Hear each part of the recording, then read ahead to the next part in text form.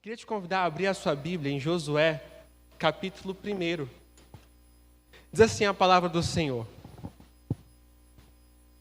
Depois da morte de Moisés, servo do Senhor, disse o Senhor a Josué, filho de Num, auxiliar de Moisés: Meu servo Moisés está morto.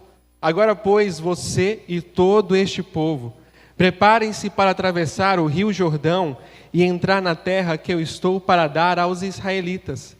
Como prometi a Moisés, todo lugar onde puserem os pés eu darei a vocês.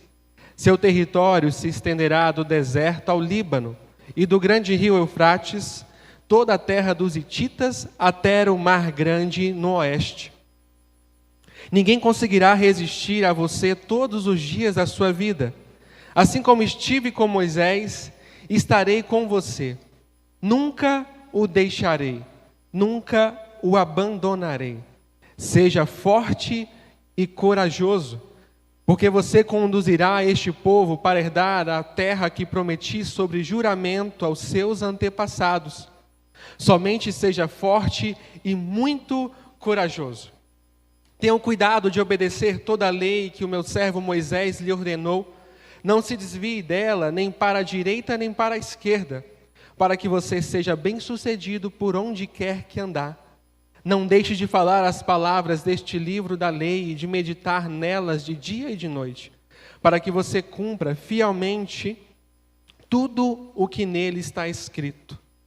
Só então os seus caminhos prosperarão e você será bem-sucedido. Não fui eu que lhe ordenei? Seja forte e corajoso. Não se apavore nem desanime, pois o Senhor, o seu Deus, estará com você por onde você andar. Pai, nós queremos te louvar, Deus, e te agradecer por tua palavra. Porque, ó Deus, através dela, neste dia, podemos ser iluminados, ó Deus, e ouvir aquilo que o Senhor tem também para nós. Ministra aos nossos corações, me usa como instrumento do Senhor nesta noite. É o que nós te pedimos em nome de Jesus. Amém. O texto que acabamos de ler, ele registra o início do ministério formal de Josué. Os irmãos sabem, certamente, o seu antecessor, Moisés, liderou o povo de Deus, escolhido de Deus, através de uma longa caminhada no deserto. Quando vamos nos recordar do chamado de Moisés, vemos que depois de fugir do Egito, a partir do assassinato de um escravo, a ameaça do rei à sua vida, ele sai e vai para um lugar deserto e ali começa a construir a sua vida. Depois de muito tempo, e o texto falando acerca de Moisés, ele pastoreando ovelhas no deserto, ele olha para um monte e há ali uma sarça que está pegando fogo. Mas há algo diferente naquele dia. Era comum no deserto uma sarça, pelos ventos quentes, ser consumida, pegar fogo e se consumir. Mas naquele dia ele estava olhando para uma sarça que estava em chamas, mas ela não se consumia. Eu imagino Moisés olhando para aquilo e pensando se era uma visão. Eu me lembro quando eu ouvi a voz de Deus pela primeira vez, falando no meu coração, e me perguntar se eu não estava ficando louco.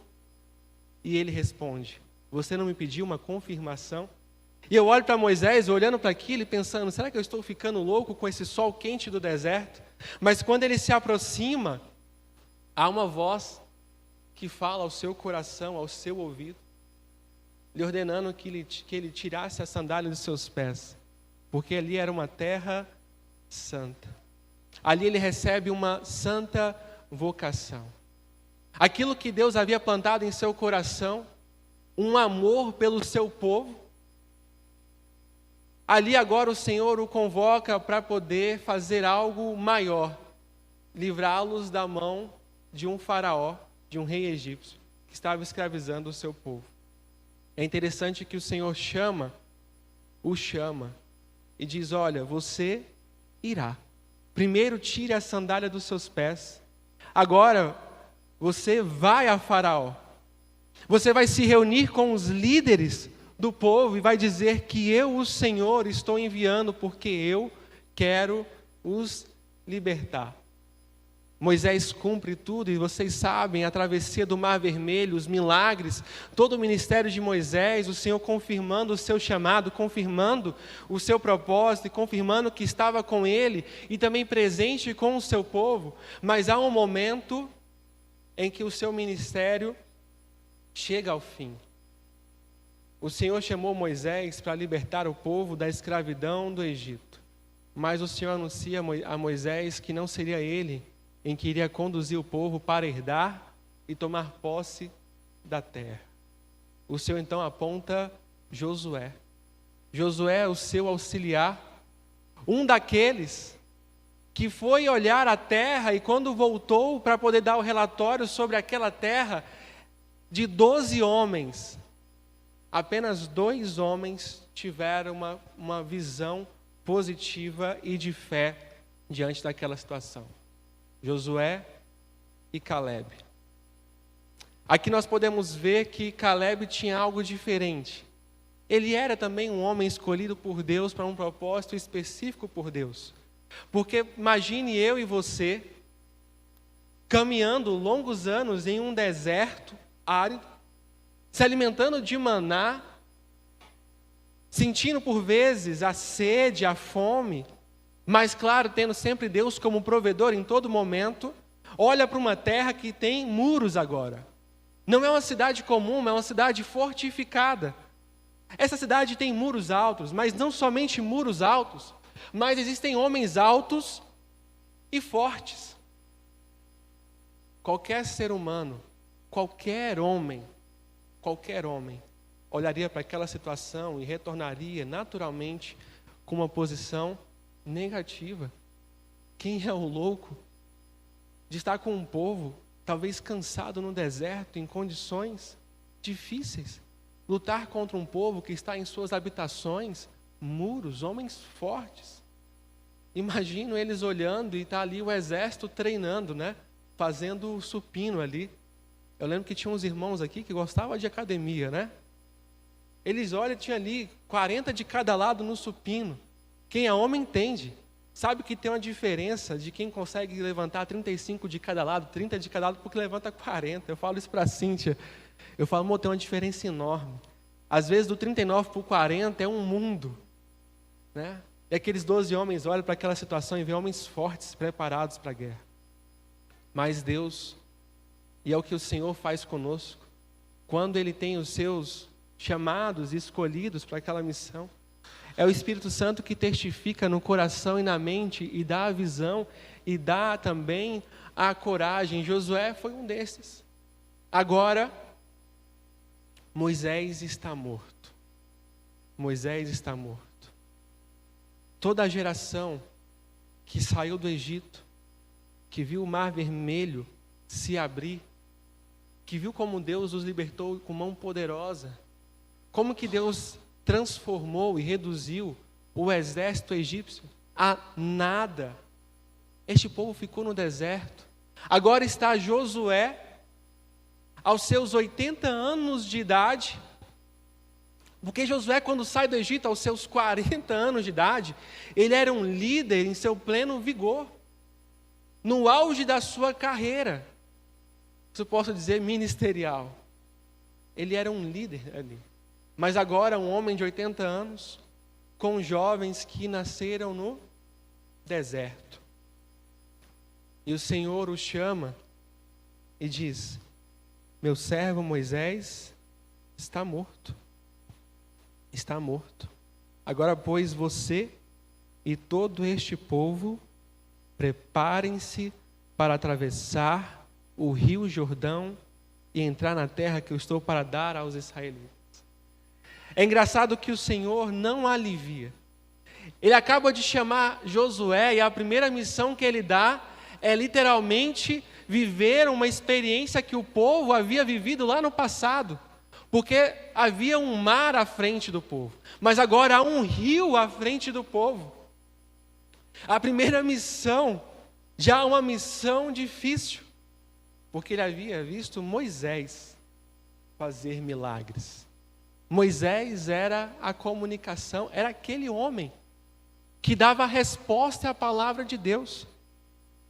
E quando eu transporto para aqui agora, irmãos, eu estava caminhando e vindo aqui para a igreja, e com os meus pontos de conexão aqui prontos, e o Senhor me fez olhar para algo, e eu falei assim, eu vou avisar que isso aqui é um parêntese na minha mensagem, apesar que se eu falasse ninguém perceberia.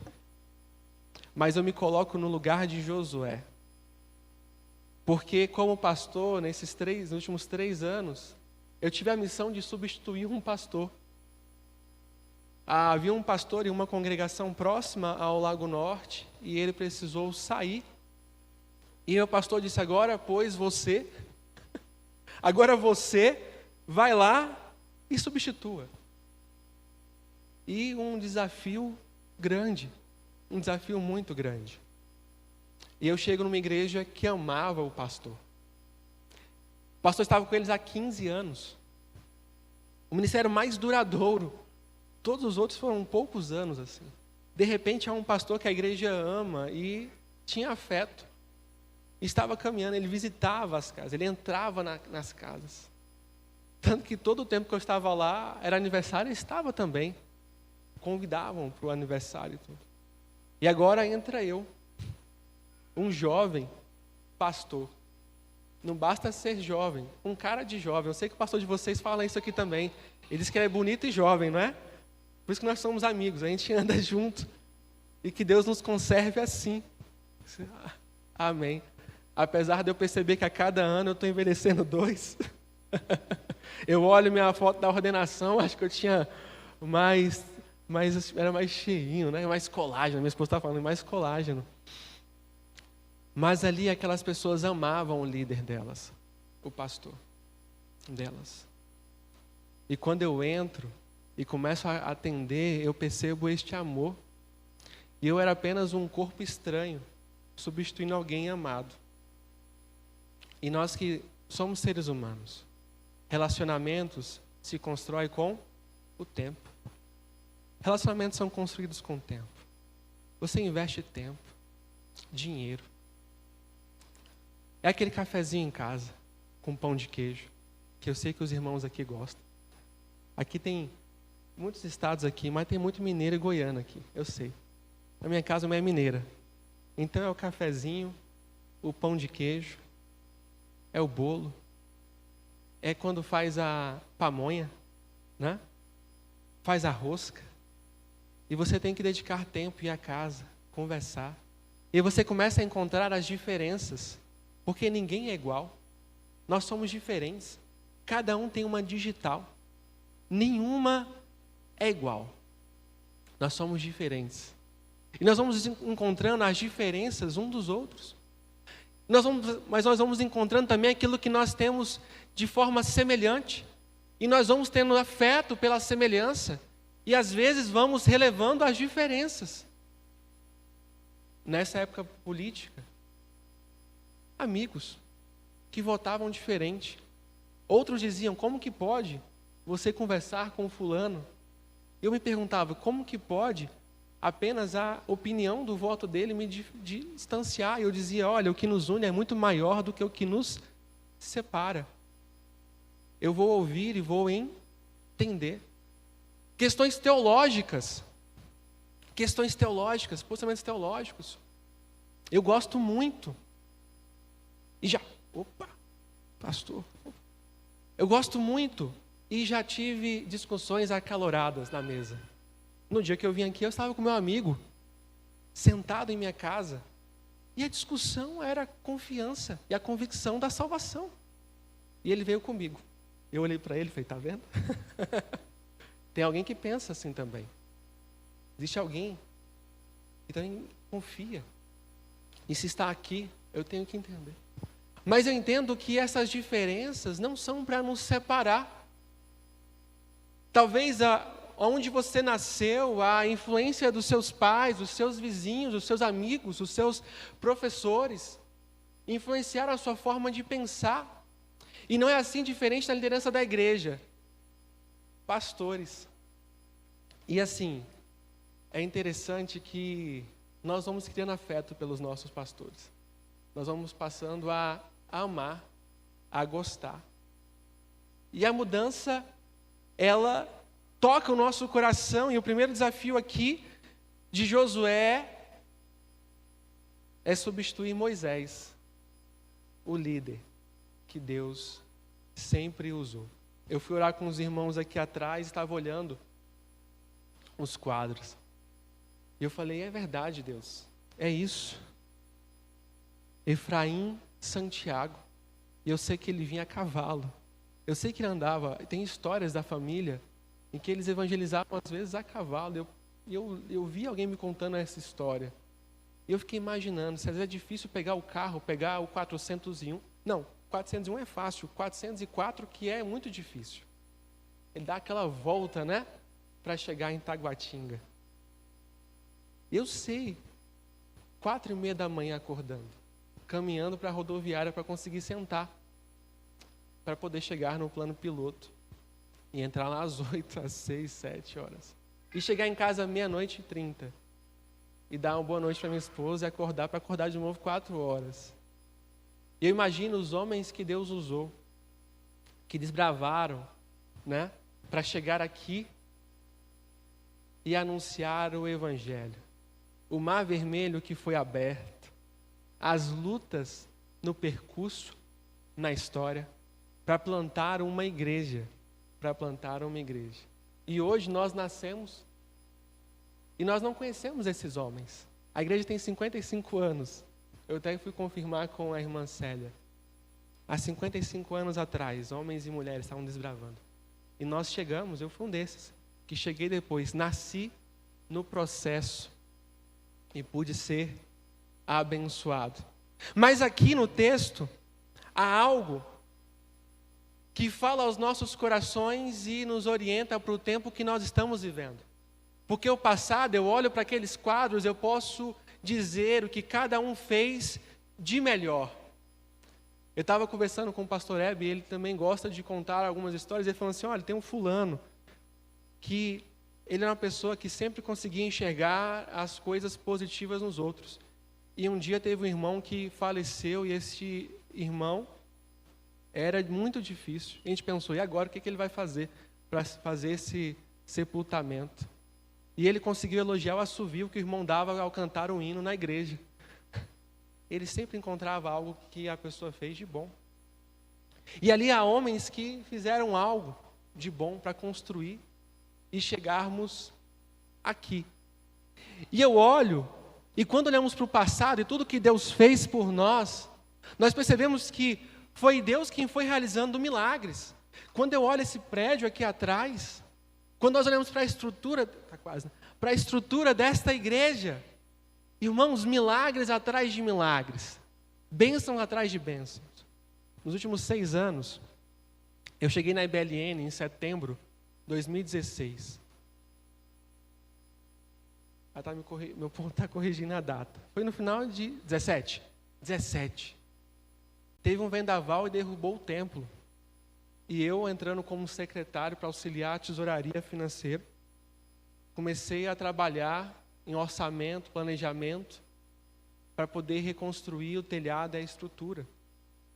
E aqui eu sou muito grato que eu passei os últimos 6 anos, depois que terminamos a reforma, a estrutura para voltar ao templo normal, outras reformas, construções, eu fui para a congregação Reforma e Construção.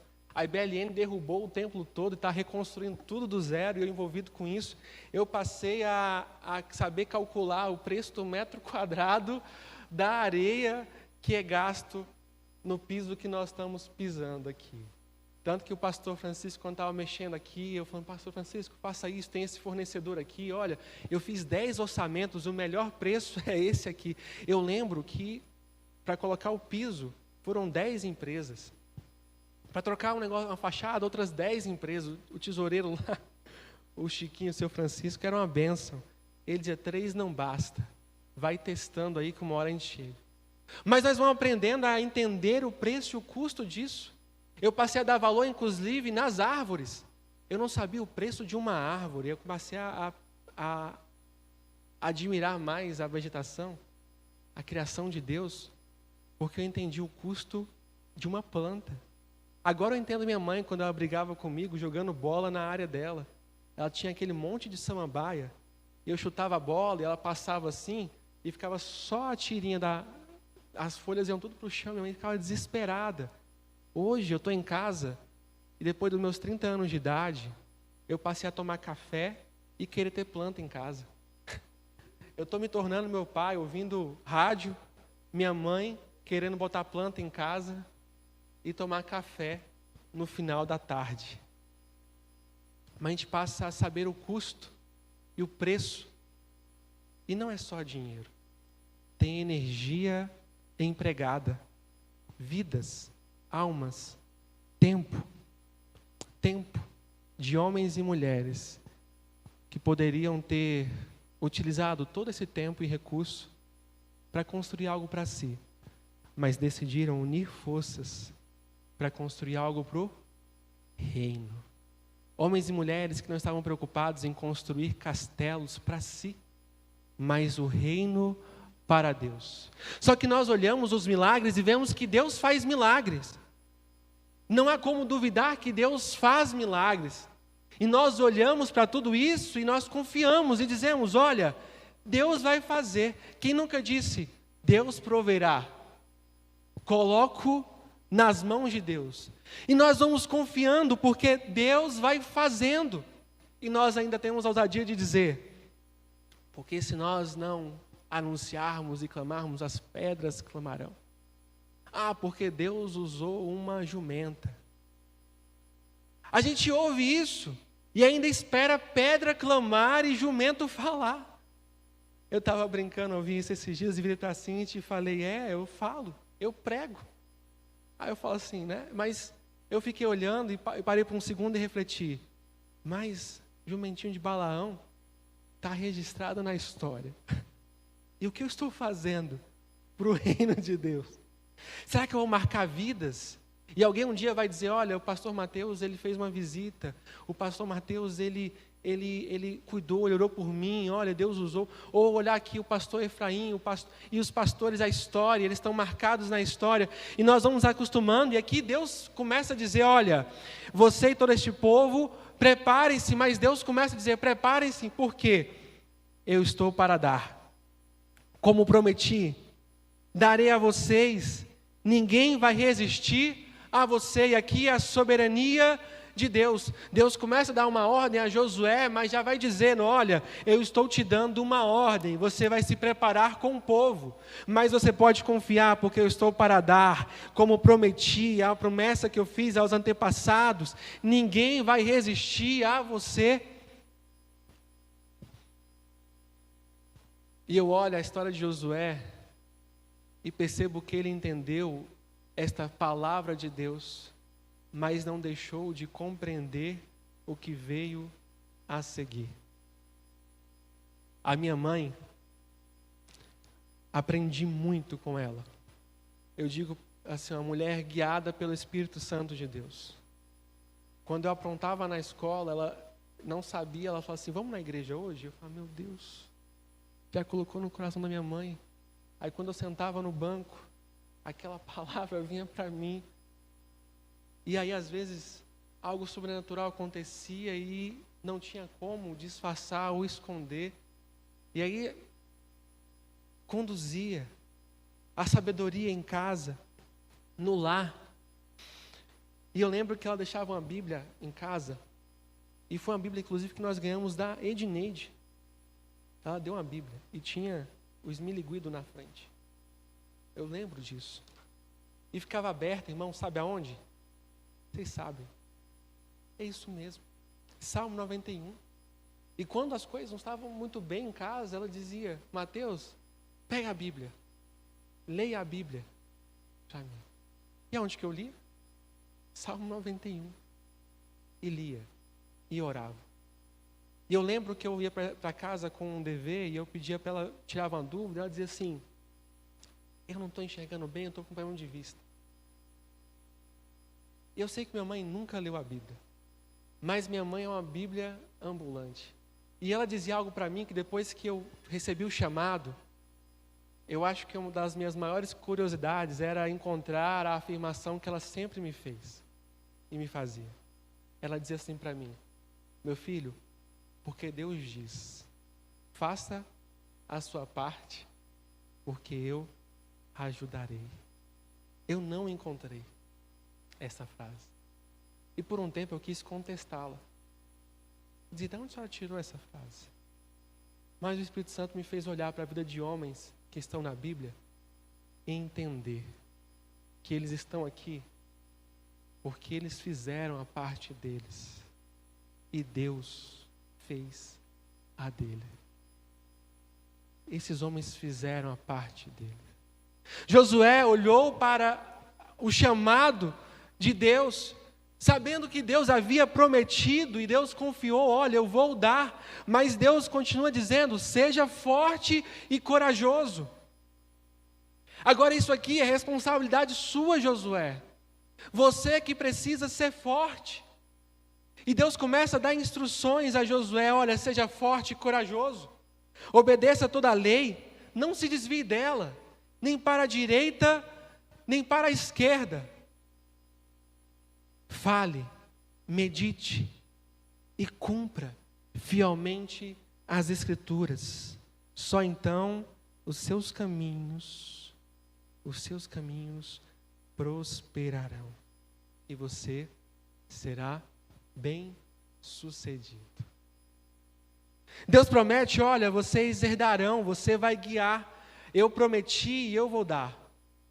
Mas você precisa ser forte e corajoso. Irmãos, quando eu olho aqui, eu penso assim: será que Deus mandou ele fazer flexão abdominal em casa? Será que ele mandou pegar o exército e fez anilhas e começou a treinar o pessoal para eles ficarem fortes e herdarem a terra? Não era disso que Deus estava falando.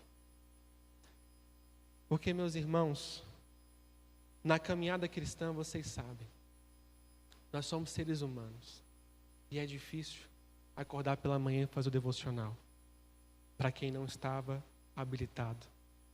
Começar uma caminhada de devoção, de oração, não só esporadicamente, mas manter uma vida de relação com Deus. É preciso ter força de vontade, é preciso usar energia. Eu falo isso para sentir para algumas pessoas: olha, você vai precisar aplicar energia, porque você não vai vencer o cansaço, a apatia, a dificuldade, se você não ser forte, se você não romper com o padrão da sua carne, porque você não vai desejar ser espiritual, você não vai desejar fazer as coisas que agradam a Deus. Para agradar a Deus, vamos precisar ser fortes, corajosos. Obedecer toda a lei e não se desviar dela, falar da palavra, meditar na palavra, cumprir fielmente. Esta era a responsabilidade que Deus estava dando a Josué e ao povo.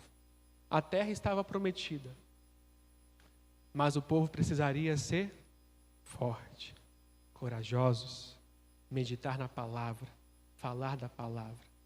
Eu lembro, e isso agora como pastor às vezes eu sinto falta, porque quando você está sentado, você tem uma relação com várias pessoas que não são cristãs.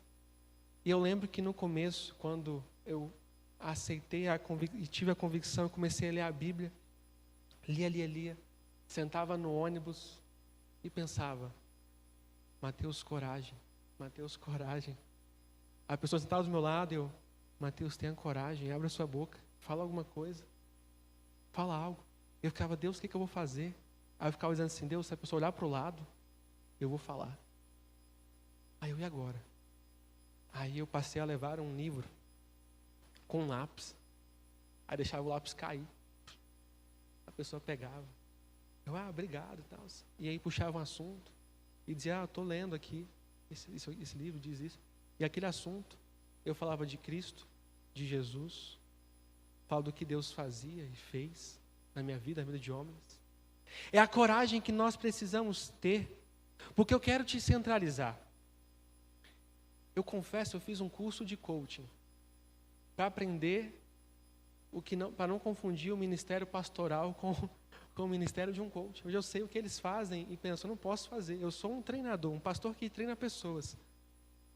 Mas eu não estou aqui, esse texto aqui, eu poderia estar dizendo, o seu concurso, o seu trabalho, a sua profissão, a sua casa, quer construir? O seu casamento, minha esposa dizendo, né? Sejam fortes, corajosos, levantem pela manhã, estudem, paguem um grande curso, está R$ 49,90 lá, a mensalidade, promoção. Vai ter agora concurso unificado. Você tem que ter coragem para assumir, porque a terra que vocês colocarem o pé, vocês vão possuir por herança. Aonde vocês estenderem as suas mãos e colocarem os seus pés, Deus vai entregar para vocês. Ai, uau, né? Aquele negócio.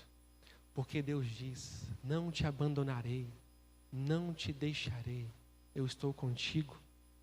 E todos os seus amigos, os seus inimigos, vão cair por terra diante de você.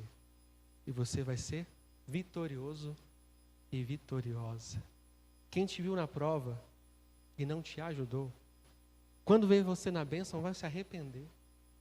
E aí eu poderia pregar isso aqui, mas não é disso que Deus está falando. Porque o povo ia herdar uma terra. Mas Deus não estava falando de propriedade. Deus não estava falando de uma casa para eles. Deus não estava falando simplesmente de conforto para eles. Deus não estava falando de nada disso. Deus estava falando de um reino que Ele queria instaurar na terra. O povo ia para uma terra que manava leite e mel, casas construídas que eles não construíram, mas não para o conforto deles, mas para que o reino de Deus fosse estabelecido na terra. É tanto que na invasão nós temos uma mulher que foi livrada da morte, Raabe, prostituta, genealogia de Jesus Cristo, foi salva pela fé. Foi salva pela fé. E Hebreus capítulo 11, versículo 35 diz que ela não permaneceu com os incrédulos. E por isso ela foi salva. Porque aquele povo foi extirpado da terra? Porque eles souberam que Deus havia feito. Eles tiveram ciência de um Deus que estava sobre todos os outros deuses na terra. Eles tiveram ciência que havia um Deus que tinha poder sobre a matéria, abriu o mar vermelho, o que Deus fez no deserto, é isso que Raabe lá na frente, aqui o texto vai dizer, é isso que Raabe testemunha. Olha, o povo aqui está apavorado, está todo mundo com medo, porque eles estão sabendo do que o Deus de vocês, e ela não chama o Deus de vocês, ela fala assim, porque o Deus, o Senhor, tem feito e fez. Mas eles não creram. E Deus coloca na mão do povo dele aquele lugar. E não é um simples lugar, é o centro. E nós podemos considerar como um centro na terra. Nós estamos hoje vendo essas guerras aí. Está lá Israel, até hoje, sendo protegido pela mão e o braço forte do Senhor. Sendo um baluarte, um lugar que conta, e um povo que conta uma história de um Deus que os preservou até aqui. E agora eu quero falar para vocês que essa palavra é para nós como igreja. Porque nesses 55 anos, até aqui o Senhor usou homens que fizeram milagres aqui. Até aqui Deus usou mulheres que bateram de porta em porta, que abriram suas casas para tomar um café, para comer um pão de queijo, para poder falar do amor de Jesus.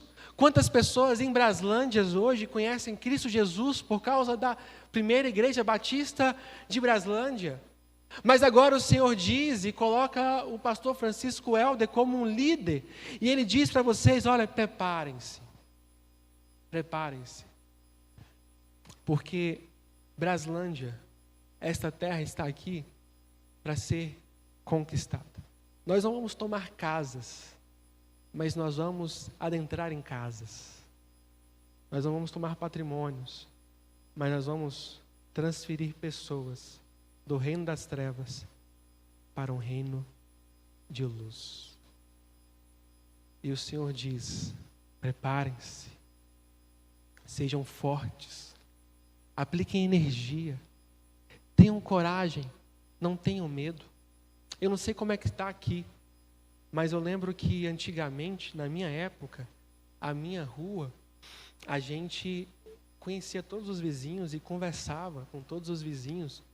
E minha mãe, principalmente, uma excelente hospedeira, todo mundo entrava lá em casa e conversava e sentava no sofá. E a gente tinha os períodos que os garotos iam para a rua jogar bola, soltar pipa, jogar biloca, não sei se existe isso mais na terra, né? Está aqui meu amigo que também é próximo ali. E eu lembro que na época da Copa a gente disputava as ruas, né? Qual que decorava mais bonito a rua. E nós tínhamos acesso. E esses acessos são grandes oportunidades para falar do Evangelho. Eu não sei se continua assim, mas Deus está nos chamando para termos coragem. Porque se eles não forem às nossas portas, nós iremos às deles. Iremos bater e convidar para um pequeno grupo. Nós vamos bater e convidar para a reunião da nossa casa, a reunião de oração, a reunião de estudo da palavra. Nós vamos convidar, porque Deus deseja que o reino dele seja estabelecido em Braslândia. Há muitas pessoas para serem salvas. Irmãos, a gente tem uma igreja aqui ao lado, uma à frente, uma do outro lado. E a gente pensa, todo mundo já ouviu falar, está há 55 anos na igreja, fala assim, não, todo mundo já conhece. Se quiser vir, vem. Já sabe onde que é o caminho de casa. Né? Assim, fulano sabe o caminho de casa, se ele quiser, ele vem. Né? Todo mundo conhece. Quem nunca ouviu falar da PIB de Braslândia? Todo mundo conhece. Todo mundo é crente. A gente pensa isso. Mas só 22% da população no Brasil se diz evangélica. 22%. Eu passei a encontrar pessoas que nunca tinham ouvido falar de Jesus. Eu fiquei de cara com isso. Gente, eu não acreditava que isso existia. Porque a gente pensa, todo mundo já ouviu falar. Quem não foi porque não quis, está querendo ficar no mundo, né? No pecado. O pessoal está aqui, carnaval, festa, tudo. O pessoal não quer. Mas tem pessoas que nunca ouviram falar de forma sincera e verdadeira sobre Jesus. Talvez, eu ia falar do nome, mas conhecer o amor de Deus, Deus quer preparar vocês, dar força e coragem, porque serão vocês que atravessarão o rio Jordão. Deus tem nos chamado para atravessarmos o rio Jordão, tomarmos por posse, e não são posses humanas, terrenos humanos, são celestiais, são vidas e almas. Vidas e almas. Eu me lembro, irmãos, que eu tive um choque depois de um tempo que eu fui ver que tinha alguns conhecidos meus da escola que eram cristãos e eu não sabia. E eu falei para algum deles, eu falei, tu tinha coragem de rir das besteiras que eu fazia, nunca me falou de Jesus?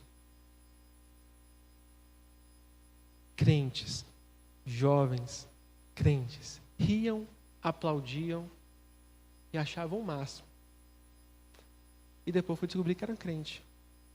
Falei, por que você nunca falou de Jesus para mim? Por que você nunca disse que eu estava fazendo algo errado? E eu lembro de uma pessoa que ela falava de Jesus abertamente. E quando me convidava para a igreja, eu ia. E eu via a palavra. E aquelas palavras foram construindo algo em mim. Eu fui para um lugar, essa pessoa foi para outro. Eu nunca congreguei nem frequentei a igreja dela. Mas hoje eu sou um pastor. E eu olho para o meu passado e lembro de tantas as coisas que eu me desviei por conta das palavras daquela pessoa. Os campos estão brancos para a colheita. E o Senhor tem chamado os trabalhadores. Eu estava liderando o ministério de pequenos grupos. Irmãos, que desafio. Todo mundo quer ir para um pequeno grupo. Ninguém quer receber em casa. Todo mundo quer participar de um pequeno grupo, mas ninguém quer liderar o pequeno grupo. E quem quer ter um pequeno grupo e quer abrir o pequeno grupo em casa, quer chamar os amigos da igreja. Da igreja. E eu comecei a orar por alguns homens e mulheres que queriam fazer algo diferente, que queriam abrir de fato, que estavam dispostos a conhecer pessoas novas, que é muito difícil. E acho que em 1 ano e meio aproximadamente, 1/3 dos pequenos grupos foram desenvolvidos com homens e mulheres, frutos desse período de oração, que queriam colher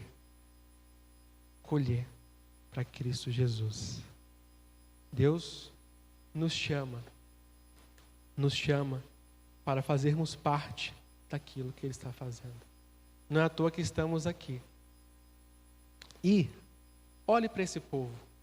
Talvez você não se sinta preparado. Esse povo também não era preparado. Eles não eram fortes, como os irmãos estamos vendo aqui à frente. Um mais forte que o outro. Altos. Eram pessoas simples. Jesus revirou o mundo com 12 homens, jovens, diferentes. Porque não é a nossa força e não é o nosso poder. Não é o meu e o seu conhecimento. Porque depois de estudar muito, eu percebi que o simples é mais eficaz. É a palavra da minha mãe. Meu filho, porque Deus diz, faça a sua parte, que eu a ajudarei. E nessa fala dela, ela já evangelizou um monte de gente. Já levou gente para a igreja que eu não acreditava. Eu falei, eu não vou nem perder meu tempo. Mas ela, de forma doce, com a palavra simples, ela diz, olha, faça a sua parte, vai à igreja, ouça a palavra, porque Ele vai te ajudar. Deus tem nos convocado a tomarmos posse.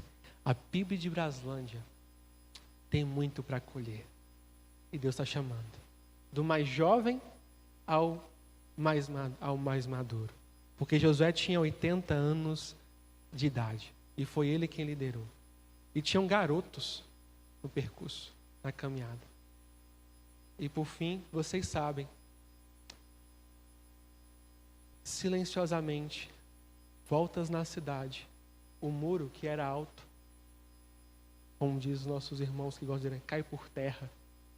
O muro alto cai por terra. Porque é o poder de Deus que derruba. E os homens, os inimigos, caíram. Mas Deus também salvou aquele que Ele viu graça. Homens e mulheres, como Raabe, nesta cidade, estão aguardando uma palavra dos irmãos. Vamos tomar posse dela. Não desanime, há uma promessa. Eu estarei com você, nunca o deixarei, nunca o abandonarei. Seja forte e corajoso. Não se apavore, não desanime, pois o Senhor, o seu Deus, estará com você, aonde quer que vocês andarem. O Senhor estará com vocês nesta missão. E vocês vão falar, e o Senhor vai fazer o milagre. Amém?